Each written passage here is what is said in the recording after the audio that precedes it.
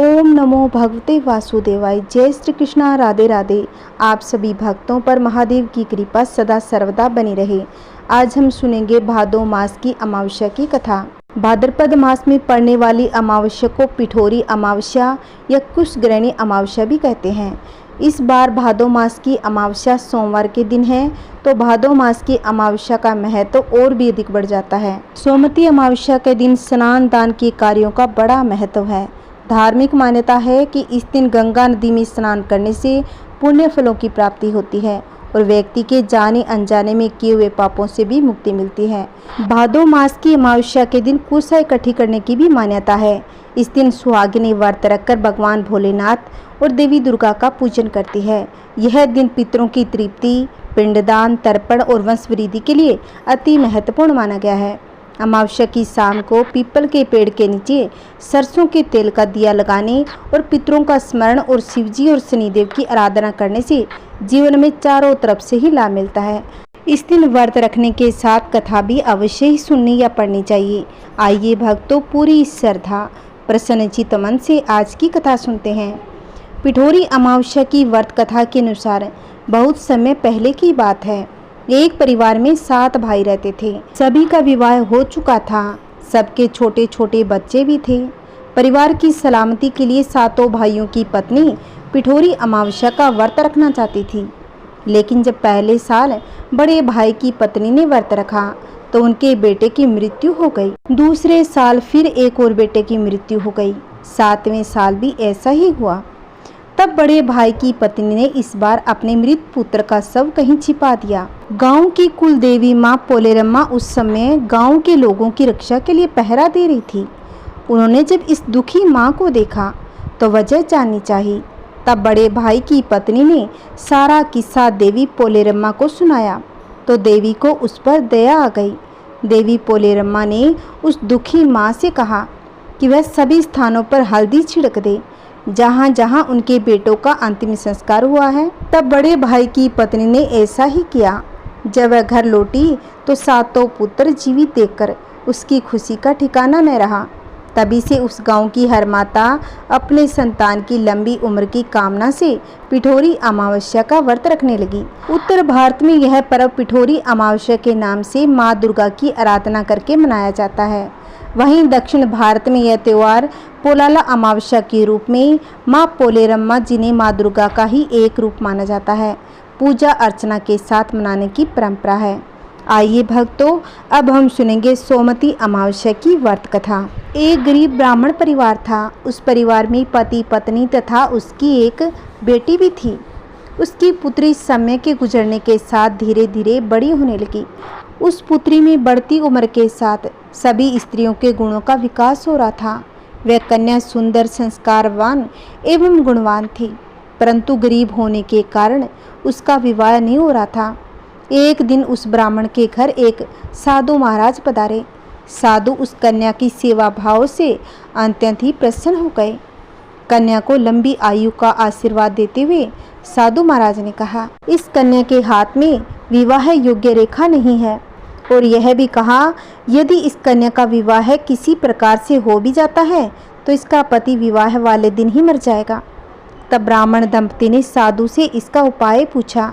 हे साधु महाराज, कन्या ऐसा क्या करे कि उसके हाथ में विवाह योग बन जाए। साधु महाराज ने कुछ देर विचार करने के बाद अपनी अंतर्दृष्टि में ध्यान करके कहा, कुछ ही दूर पर एक गांव में धोबन रहती है। उसका नाम सोना है। सोना धोबिन अपने बेटे बहू के साथ रहती है, जो बहुत ही आचार विचार एवं संस्कारवान, संपन्न तथा पतिपरायण है। यदि आपकी कन्या उस धोबिन की सेवा करे और वह महिला उसकी शादी में अपने मांग का सिंदूर लगा दे, तब इस कन्या का विवाह हो जाएगा और इस कन्या का विधव्य योग भी मिट जाएगा। इसका सुहाग अखंड हो जाएगा। साधु ने यह भी बताया कि वह महिला कहीं बाहर आती जाती नहीं है। यह बात सुनकर ब्राह्मणी ने अपनी बेटी से धोबिन की सेवा करने का प्रस्ताव रखा। अगले दिन ही कन्या प्रातःकाल उठकर सोना धोबिन के घर जाकर साफ सफाई एवं अन्य सारे कार्य करके अपने घर वापस आने लगी। एक दिन सोना धोबन अपनी बहू से पूछती है कि तुम तो सुबह ही उठकर सारे काम कर लेती हो और पता भी नहीं चलता। बहू ने कहा, माँ जी, मैंने तो सोचा कि आप ही सुबह उठकर घर का सारा काम स्वयं ही खत्म कर लेती हो। मैं तो देर से उठती हूँ।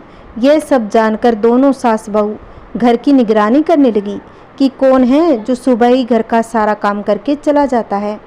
कई दिनों के बाद सोना धोबी ने देखा कि एक कन्या मुँह ढके अंधेरे में घर में आती है और सारे काम करने के बाद चली जाती है। उसी दिन जब वह जाने लगी तो सोना धोबिन उसके पैरों में गिर पड़ी और पूछने लगी, हे कन्या, तुम कौन हो? इस तरह छुपकर मेरे घर की चाकरी क्यों करती हो? तब कन्या ने साधु द्वारा बताई गई सारी बात बता दी। सोना धोबिन तो पति परायण थी, अतः उसमें तेज था। वह तैयार हो गई। सोना धोबिन के पति थोड़ा अस्वस्थ थे। उसने अपनी बहू से अपने लौट आने तक घर पर ही रहने को कहा। सोना धोबिन उस कन्या के साथ उसके घर चली गई और उस कन्या का विवाह भी तय किया गया। जब शादी वाला दिन था तो सोना धोबिन ने जैसे ही अपने मांग का सिंदूर उस कन्या के मांग में लगाया, सोना धोबिन का पति मर गया। उस कन्या का सुहाग अखंड हो गया। उस कन्या का विवाह बड़े ही धूमधाम से किया गया। सोना धोबिन को इस बात का पता ही नहीं चला कि उसके पति मर गए हैं। अब कन्या की विदाई होने के बाद वह घर से निराजल ही चली गई। यही सोचकर कि रास्ते में कहीं पीपल का पेड़ मिलेगा तो उसे भंवरी देकर उसकी परिक्रमा करके जल ग्रहण करेगी। उस दिन सोमती अमावस्या थी। ब्राह्मण के घर मिले पुए पकवान की जगह उसने ईंट के टुकड़े से 108 बार भंवरी देकर 108 बार पीपल के पेड़ की परिक्रमा की। उसके बाद जल ग्रहण किया। ऐसा करते ही उसके पति के मुर्दा शरीर में वापस जान आ गई। धोबिन का पति वापस से जीवित हो गया। इसलिए सोमती अमावस्या के दिन से शुरू करके जो व्यक्ति हर अमावस्या के दिन भंवरी देता है उसके सुख और सौभाग्य में वृद्धि होती है। पीपल के पेड़ में सभी देवों का वास होता है। जो व्यक्ति हर अमावस्या को न कर सके वह सोमवार को पड़ने वाली अमावस्या के दिन 108 वस्तुओं की भंवरी देकर सोना धोबिन और गणेश जी का पूजन करे, उसे अखंड सौभाग्य की प्राप्ति होती है। हे अमावस्या माता, जैसा आपने सोना धोबिन उस कन्या को दिया वैसा सभी माताओं बहनों के सुहाग को अखंड रखना, उनका सुहाग सही सलामत रखना, अपने सभी भक्तों का कल्याण करना। ओम नमः शिवाय। जय श्री हरि। आइए भक्तों, एक अमावस्या की कथा और सुनते हैं। प्राचीन काल में एक प्रतापी राजा थे। उसका एक बेटा और एक बेटे की बहू थी। एक दिन बहू ने चोरी से मिठाई खा ली और नाम चूहे का लगा दिया, जिसकी वजह से चूहे को बहुत गुस्सा आया। उसने मन ही मन निश्चय किया कि चोर को राजा के सामने लेकर आऊँगा। एक दिन राजा के यहाँ कुछ मेहमान आए हुए थे। सभी मेहमान राजा के कमरे में सो गए थे। अब देखिए, बदले की आग में जल रहे चूहे ने रानी की साड़ी ले जाकर उस कमरे में रख दी। जब सुबह मेहमान की आँख खुली तो रानी का कपड़ा देखा, हैरान रह गए। जब राजा को इस बात का पता चला, उन्होंने अपनी बहू को महल से निकाल दिया। अब देखिए, रानी जंगल में जाकर रोज शाम को दिया जलाती, जवार उगाने का काम करती, पीपल के पेड़ में डोरा बांधती और दिया जलाकर पूजन करती, रोज पूजा करती, गुड़दानी का प्रसाद बांटती थी। एक दिन उस रास्ते से राजा निकल ही रहे थे तो उनकी नज़र उस दिए पर पड़ी। राजमहल लौटकर राजा ने सैनिकों को जंगल में भेजा और कहा कि देखकर आओ वहाँ क्या चमत्कारी चीज़ है। सैनिक जंगल में उस पीपल के पेड़ के नीचे गए। उन्होंने वहाँ देखा कि दिए आपस में बातें कर रहे थे, सभी अपनी अपनी कहानी बता रहे थे। तभी एक शांत से दिए से सभी ने सवाल किया कि हे दिए, तुम भी अपनी कहानी बताओ। दिए ने बताया वह रानी का दिया है। उसने आगे बताया कि रानी की मिठाई की चोरी की वजह से रानी ने मिठाई चुरा कर खाई थी। इस वजह से रानी ने डर के मारे चूहे पर आरोप लगा दिया। अब चूहे ने बदला चुकाने के लिए रानी की साड़ी मेहमान के कमरे में रख दी। बेकसूर रानी को सजा मिल गई। यह बातचीत सैनिकों ने महल में आकर राजा को बता दी, जिसके बाद राजा ने रानी को माफ़ कर दिया, उन्हें महल में वापस बुला लिया। फिर क्या था, रानी हर साल अमावस्या का व्रत करने लगी और इससे उनका सुहाग भी अखंड हुआ। उनका धन ऐश्वर्य भी सदैव के लिए बना रहा। हे लक्ष्मी माता, हे पार्वती माँ, हे शिव जी, जिस प्रकार आपने रानी को दिया उसकी लाज रखी, उसी प्रकार सभी सुहागिनों के ऊपर अपनी कृपा बनाए रखना, सभी सुहागिन महिलाओं की लाज रखना। जय माता अमावस्या की। हर हर महादेव। आइए भक्तों, अब एक और कथा सुनते हैं। एक राज्य में एक राजा और रानी रहते थे, जिनकी 4 संतानें थीं, 2 लड़के 2 लड़कियां। एक लड़की का नाम था पूर्णिमा, दूसरी का नाम था अमावस्या। पूर्णिमा घर के कामों में निपुण थी और घर का पूरा काम करती थी। वह भगवान की पूजा अर्चना भी करती थी और गौ माता की सेवा भी करती। दूसरी बहन अमावस्या न तो घर का कोई काम करती, न ही भगवान की पूजा अर्चना, न ही गौ माता की सेवा करती। पूर्णिमा सर्वगुण संपन्न थी, फिर भी राजा और रानी अपने दोनों बेटों तथा पुत्री अमावस्या को ही प्यार करते थे और पूर्णिमा से भेदभाव रखते थे। राजा के चारों पुत्र और पुत्री धीरे धीरे बड़े हो रहे थे। जब वे बड़े हो गए तो राजा ने अपने दोनों पुत्रों का विवाह योग्य कन्याओं के साथ करवा दिया। इसके बाद रानी ने राजा से कहा, अब दोनों पुत्रियां विवाह के योग्य हो गई हैं, इन दोनों का विवाह भी करवा दो। लेकिन अमावस्या का विवाह किसी बड़े खानदान में और पूर्णिमा का विवाह किसी गरीब परिवार में कराना, क्योंकि पूर्णिमा को केवल भगवान की पूजा और गाय की सेवा ही करना पसंद है। रानी ने राजा को दोनों पुत्रियों का रिश्ता करने के लिए भेज दिया। राजा ने अपने पड़ोसी राज्य में जाकर वहां के राजा के पुत्र से अमावस्या का रिश्ता तय कर दिया और पास के गांव में जाकर एक गरीब परिवार के लड़के से पूर्णिमा का रिश्ता तय कर दिया और ये सारी बात राजा ने अपनी रानी को बताई। रानी सोचने लगी, अब देखती हूँ भगवान इसकी मदद कैसे करते हैं। पूर्णिमा पूजा पाठ में मगन रहती थी। पूर्णिमा के भाई और भाभी उसे बहुत प्यार करते थे, क्योंकि वह उनके घर के कामों में मदद करती थी।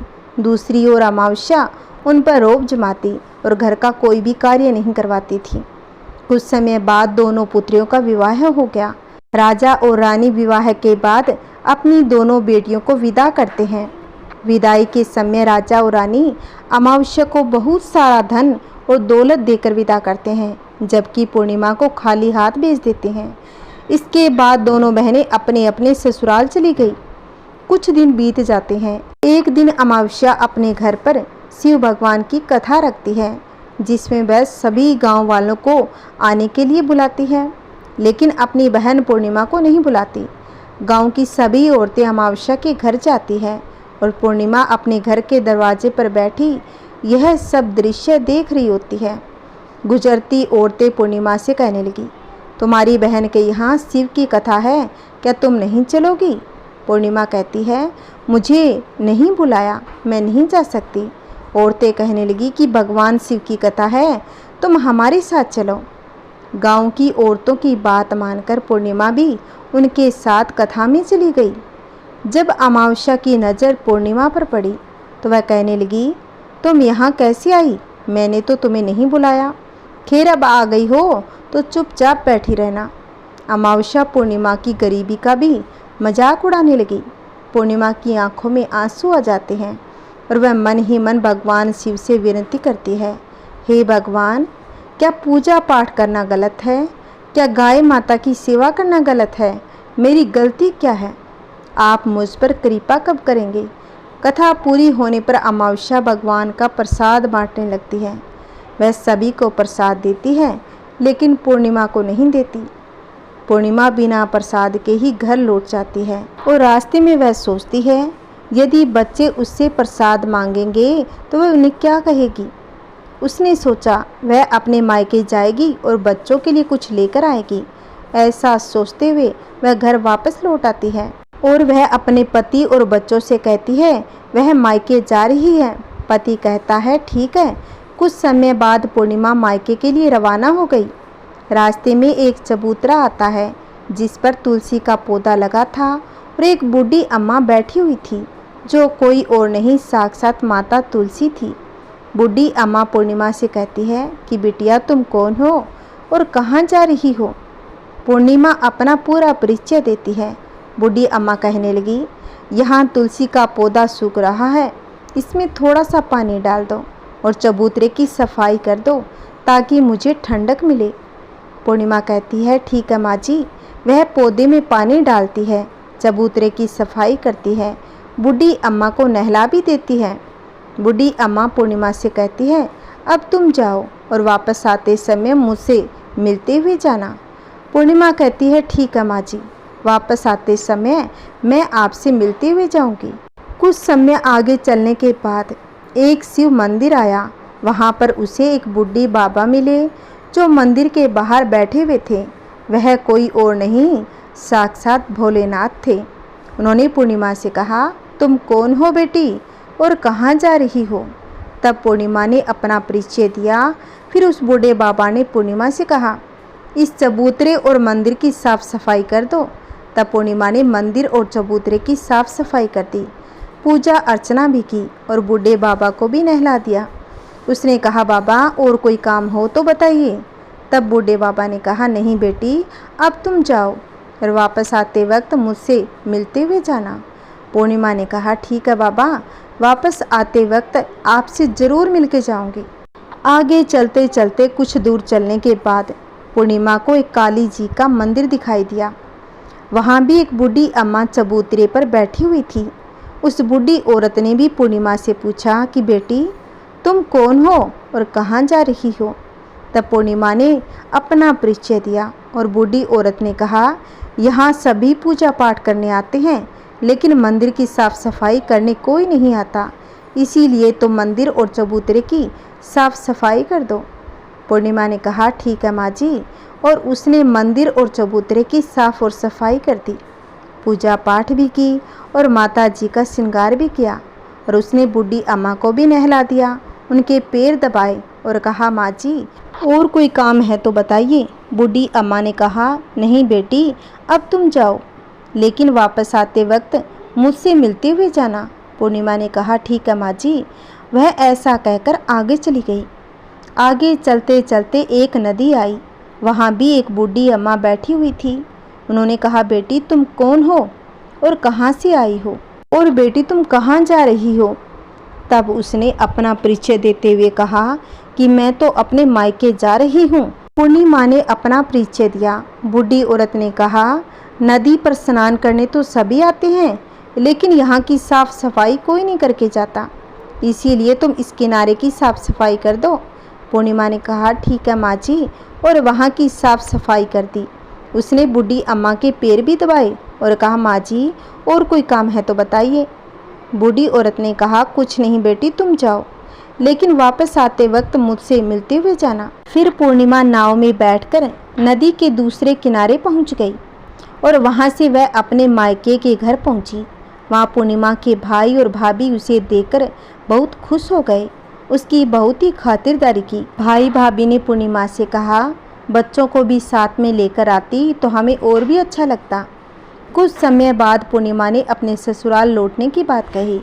उसकी भाभी ने उसके लिए एक साड़ी दी, बच्चों के लिए कपड़े और खाने पीने की चीज़ें रख दी। उन्होंने कहा, तुम बहुत दिनों के बाद आई हो, जल्दी वापस आना। इसके बाद पूर्णिमा वहाँ से अपने ससुराल के लिए रवाना हो गई। वह नदी के किनारे पहुँची, नाव में बैठकर दूसरे किनारे उतर गई। वहाँ उसे वही बूढ़ी अम्मा मिली जो साक्षात गंगा मैया थी। उन्होंने पूर्णिमा को एक थैला दिया और कहा, इसे तुम अपने घर जाकर ही खोलना। अब पूर्णिमा के पास 2 थैले हो गए। उन्हें लेकर पूर्णिमा वहाँ से रवाना हुई। आगे कुछ दूर चलने पर काली माँ का मंदिर आया और वहाँ काली माँ बूढ़ी माँ के रूप में विराजमान थी। उन्होंने कहा, आ गई बेटी? पूर्णिमा ने कहा, हाँ माँ जी, मैं आ गई। तब काली माँ ने उसे एक थैला और दिया और कहा, यह थैला अपने घर जाकर खोलना। अब पूर्णिमा के पास 3 थैले हो गए थे। तीनों थैले लेकर पूर्णिमा आगे बढ़ी। कुछ दूर जाने पर शिवजी का मंदिर आया, जहाँ बूढ़े बाबा के रूप में शिवजी स्वयं विराजमान थे। बूढ़े बाबा ने कहा, पूर्णिमा तुम आ गई बेटी? पूर्णिमा ने कहा, हाँ बाबा, मैं वापस आ गई। बूढ़े बाबा ने भी पूर्णिमा को एक थैला दिया और कहा, यह थैला घर जाकर खोलना। पूर्णिमा ने कहा, ठीक है। अब उसके पास 4 थैले हो गए थे। पूर्णिमा ने एक पुरानी साड़ी निकाली और उन सभी थैलों को एक गट्ठर में बांध लिया, फिर सर पर रखकर वहाँ से रवाना हो गई। कुछ दूर जाने के बाद उसे तुलसी माँ बूढ़ी औरत के रूप में वहाँ पर मिली। उन्होंने कहा, पूर्णिमा तुम आ गई बेटी। पूर्णिमा ने वही बात कही, हाँ माँ जी मैं आ गई। बूढ़ी औरत ने उसे एक थैला दिया और कहा, यह थैला घर जाकर खोलना। पूर्णिमा ने कहा, ठीक है माँ जी। अब उसके पास 5 थैले हो गए थे। पूर्णिमा वहाँ से रवाना हुई और अपने घर पहुँच गई। सबसे पहले उसने मायके का थैला खोला। उसमें बच्चों के लिए अच्छे कपड़े, खाने पीने की चीज़ें थी, साथ में कुछ गहने भी थे। पूर्णिमा ने कपड़े और खाने पीने की चीज़ें बच्चों को दे दी। बच्चे ये सब पाकर बहुत ही खुश हो गए थे। फिर पूर्णिमा ने दूसरा थैला खोलकर देखा जो उसे गंगा मैया ने दिया था। उसमें ढेर सारे हीरे जवाहरात, सोना चांदी आदि। इसके बाद उसने तीसरा थैला खोलकर देखा जो काली मैया ने दिया था। उसमें बहुत सारा सोना, श्रृंगार का सामान भरा हुआ था। फिर पूर्णिमा ने चौथा थैला खोलकर देखा जो भगवान शिव ने दिया था। उसमें बहुत सारी धन संपत्ति भरी हुई थी। अंत में पूर्णिमा ने 5वां थैला खोला जो तुलसी माँ ने दिया था। उसमें चावल, दाल, 7 प्रकार की खाने की चीज़ें थी। अब पूर्णिमा के घर में किसी भी चीज़ की कोई कमी नहीं थी। उसका घर धन धान्य से परिपूर्ण था। अब पूर्णिमा और उसका परिवार सुख में जीवन व्यतीत करने लगे। अब पूर्णिमा के मन में विचार आया कि उन्हें शिव जी की कथा कराई जाए और उसने शिव जी की कथा का कार्यक्रम रखा और गांव के सभी लोगों को बुलाया। पूर्णिमा ने अपनी बहन अमावस्या को भी शिव कथा में आमंत्रित किया और अब अमावस्या पूर्णिमा के घर शिव जी की कथा में आई तो उसने देखा कि पूर्णिमा के घर में किसी भी चीज़ की कोई कमी नहीं थी।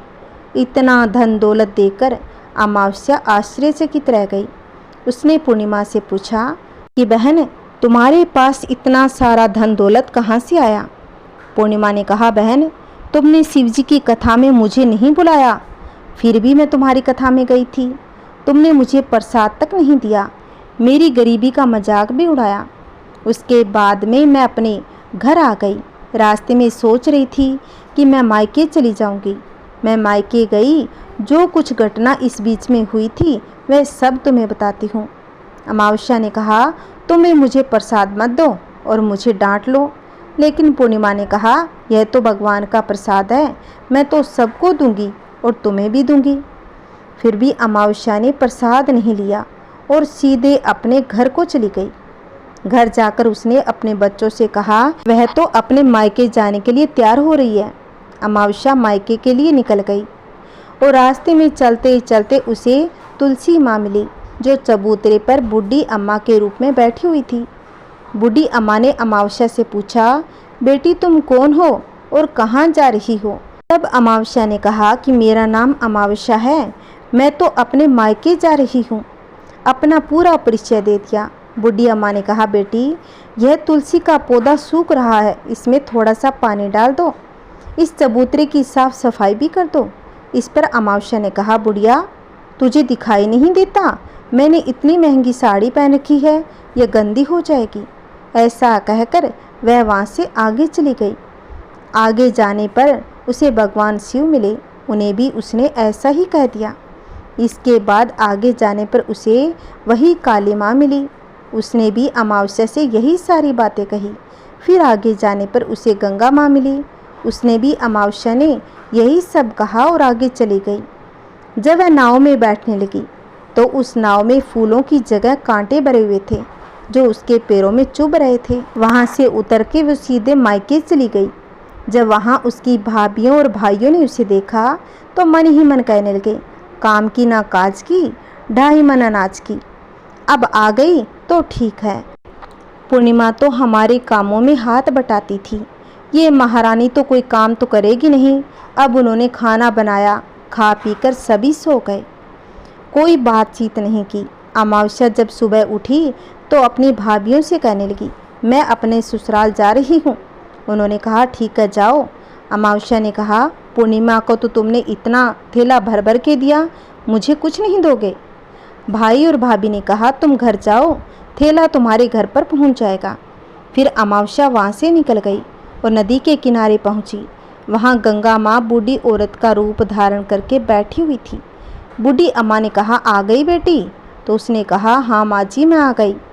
अमावस्या ने कहा, तुमने पूर्णिमा को थैला दिया था, मुझे नहीं दोगी? बूढ़ी अम्मा ने कहा, तुम घर पर जाओ, थैला तुम्हारे घर पर पहुंच जाएगा। इसके बाद आगे जाने पर उसे काली माँ मिली। उन्होंने भी अमावस्या से यही कहा। फिर वह आगे चली गई। उसे भगवान शिव मिले। उन्होंने भी अमावस्या से यही कहा कि बेटी तुम घर जाओ, थैला तुम्हारे घर पर पहुंच जाएगा। अंत में आगे जाने पर उसे तुलसी माँ मिली। तुलसी माँ ने भी अमावस्या से यही कहा, बेटी तुम घर जाओ, थैला तुम्हारे घर पहुंच जाएगा। अमावस्या अपने घर पहुंची। आंगन में देखा कि वहाँ पर 5 थैले पड़े हुए थे। अब अमावस्या ने मन ही मन सोचा, अब तो मेरे पास बहुत सारा धन दौलत आ गया। उसने जल्दी जल्दी सभी थैलों को खोला। किसी में मिट्टी थी तो किसी में पत्थर, किसी में कंकर तो किसी में कोयला। अब अमावस्या ने अपने मायके से जो थैला मिला था उसको खोलकर देखने लगी, तो मायके वाले थैले में तो कुछ भी नहीं था। अमावस्या दौड़ती हुई पूर्णिमा के घर गई और कहने लगी, तुम्हें तो इतना सब कुछ मिला, मुझे तो कुछ नहीं मिला, आखिर क्यों? पूर्णिमा ने कहा, जब मैं अपने मायके जाती हूँ तो अपनी भाभियों के साथ उनके कामों में हाथ बटाती हूँ, उनके साथ मिलकर काम करती हूँ, लेकिन तुम ऐसा कुछ नहीं करती, उनकी इज्जत भी नहीं करती, इसीलिए वह तुम्हें भला क्या देंगे। इसके बाद तुमने गंगा माँ, काली माँ, भगवान शिव को भी ठुकरा दिया। तुमने उनका अपमान किया, इसीलिए उन्होंने भी तुम्हें कुछ भी नहीं दिया। अमावस्या ने अपनी बहन पूर्णिमा से कहा कि बहन तुम मुझे माफ़ कर दो, मैंने तुम पर हमेशा अत्याचार किया, मुझे कुछ नहीं मिला तो कोई बात नहीं, मैं भी भगवान की भक्ति करूंगी और सब कुछ प्राप्त कर लूँगी, मुझे इन सब चीज़ों का रहस्य बताओ। पूर्णिमा ने कहा, तुम 3 सूत्र का ज्ञान ले लो, उसकी कथा करना। पहले सूत्र में दया मांगना, दूसरे सूत्र में कथा मांगना, तीसरे सूत्र में 108 बार ओम नमः शिवाय का जप करना। बहन भगवान ने यह सूत्र दिए हैं, इन्हें अपने हृदय में बसा लेना। मैंने भी ये 3 सूत्र अपने जीवन में अपनाए थे और सच्चे मन से भगवान की भक्ति पूजा पाठ की थी, फिर भगवान ने मुझे ये सब कुछ दिया था। तुम्हारे पास जो कुछ भी था वह भी सब खत्म हो गया।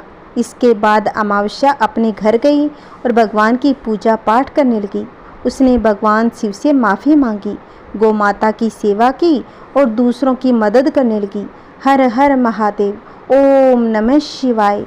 एक समय शिवजी महाराज पार्वती जी के साथ हरिद्वार में घूम रहे थे। पार्वती जी ने देखा कि सहस्त्रों मनुष्य गंगा में नहा नहा कर हर हर कहते हुए चले जा रहे थे, परंतु प्राय सभी दुखी और पाप परायण हैं। पार्वती जी ने बड़े आश्चर्य से शिवजी से पूछा, हे देव, गंगा में इतनी बार स्नान करने पर भी इनके पाप और दुखों का नाश क्यों नहीं हुआ? क्या गंगा में सामर्थ्य नहीं है?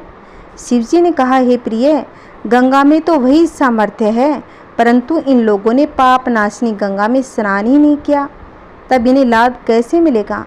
पार्वती जी ने आश्चर्य से कहा कि स्नान कैसे नहीं किया? सभी तो नहा नहा कर आ रहे हैं, अभी तक इनके शरीर भी नहीं सूखे हैं। शिवजी ने कहा, ये केवल जल में डुबकी लगाकर आ रहे हैं, तुम्हें कल इसका रहस्य समझाऊंगा। दूसरे दिन बड़े जोर की बरसात होने लगी, गलियां कीचड़ से भर गई। एक चौड़े रास्ते में एक गहरा गड्ढा था, चारों ओर लपटीला कीचड़ भरा हुआ था। शिवजी ने लीला से वृद्ध रूप धारण कर लिया। दिन विवश की तरह गड्ढे में जाकर ऐसे पड़ गए जैसे कोई मनुष्य चलता चलता गड्ढे में गिर पड़ा हो और निकलने की चेष्टा करने पर भी निकल न पा रहा हो। पार्वती जी को उन्होंने यह समझाकर गड्ढे के पास बैठा दिया कि देखो, तुम लोगों को सुना सुनाकर यूं पुकारती रहो कि मेरे वृद्ध पति इस गहरे गड्ढे में गिर पड़े हैं, कोई पुण्य आत्मा इन्हें निकालकर इनके प्राण बचाए और मुझ ऐसाई की सहायता करे। शिवजी ने यह समझा दिया, जब कोई गड्ढे में से मुझे निकालने को तैयार हो तब इतना और कह देना, भाई मेरे पति सर्वथा निष्पाप हैं, इन्हें वही छू सकता है जो स्वयं निष्पाप हो।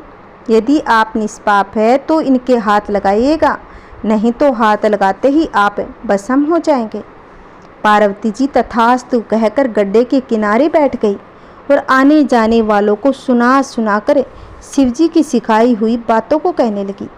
गंगा में नहाकर लोगों के दल आ रहे थे। सुंदर युवती को यूं बैठी देखकर कईयों के मन में पाप आया। कई लोग लज्जा से डरे तो कईयों को कुछ धर्म का भय हुआ, कोई कानून से डरे।